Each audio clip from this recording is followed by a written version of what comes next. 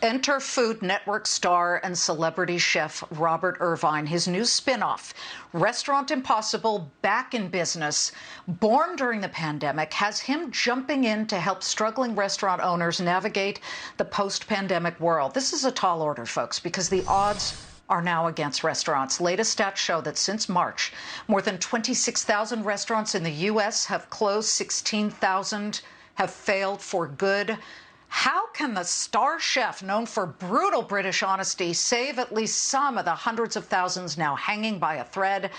Joining me now on a Fox Business exclusive, celebrity chef and Restaurant Impossible host, Robert Irvine. Robert, take us back to March, when your show and the shooting of it had been interrupted, shut down, you're sitting at home, and when did the light bulb go off that you said, I got to do a back in business and help some of these restaurants? Well, first of all, thank you, Liz, for having me on the show. I got to tell you, March the 12th, we were in State College, Pennsylvania, doing a show, and we finished a show and got shut down. I actually got food poisoning, 2 days in hospital, and then the whole process was shut down. The world shut down somewhere around the March the 16th onwards, and including my own restaurants in Vegas, one in Pennsylvania, and half of the one inside the Pentagon.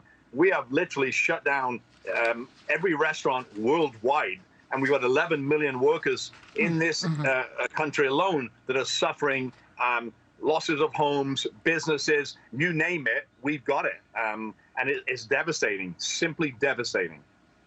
Yeah. Well, what is the first step in saving a small restaurant, Robert? Well, I think the first thing is and I'm at one right now in Rhode Island trying to do the same thing. Here's what we have to figure out. We have to pivot. And one thing that restaurateurs are not good at is changing their direction.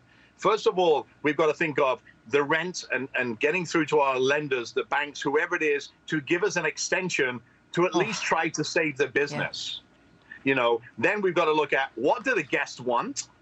And the biggest thing we have is the customer or consumer confidence piece.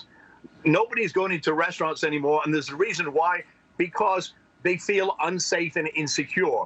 Our job as chefs and restaurateurs is to make sure that the family, the kids, the grandmothers, the grandfathers all feel safe. And different states and different counties have different rules. One thing the National Restaurant Association, the CDC, NIH, and all these guys have got together and said, hey, these are the rules and procedures. This is what you have to follow. The trouble is, if you're in the state of Mississippi, a county in Mississippi can be completely different to the one over. So right now, I've got here in Warren, Rhode Island, they've got 60% dine in. Nobody's dining in. I have a 67-year-old man that is literally in tears 2 seconds ago while I'm talking to him. He's losing his house. When I was here 10 months ago, he was making $20,000, dollars more than he was before. It's in the bank. The first time that he's made money, he's used all that. His father passed away shortly after I was here.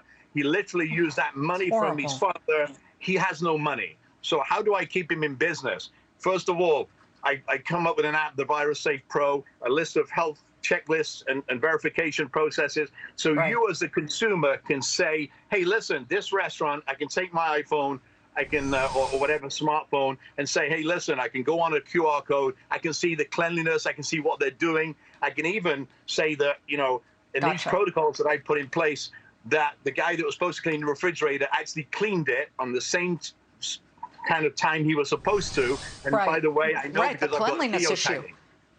It's a big issue. But then Robert, we've got to think of... It's huge. I just want to jump in because right this minute on Capitol Hill, you have Nancy Pelosi and Chuck Schumer and the Treasury Secretary Steven Mnuchin and the Republicans all meeting, trying to come together on a relief plan.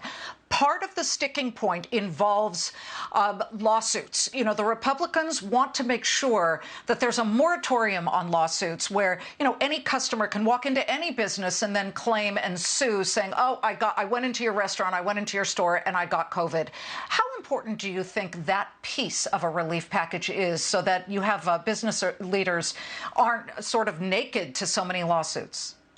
Well, I believe, listen, we are a sue-happy country, right? And my concern is, as a restaurateur, we don't know. I'm not a doctor, Liz.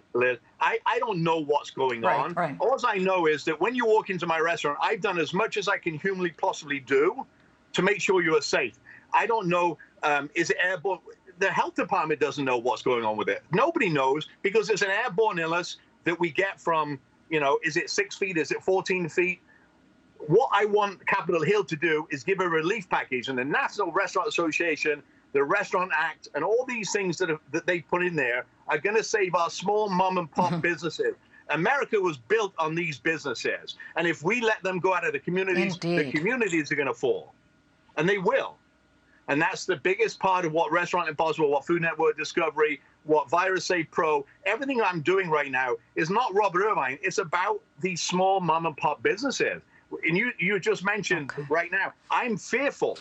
I am fearful that we will lose 40 to 50% of our mom and pop business in this country if we don't start to help them. Yeah. Indeed. Robert, your passion jumps out. I'm no longer scared of you, because I watch your show and I'm like, oh, this guy makes me cringe. I'm anxious.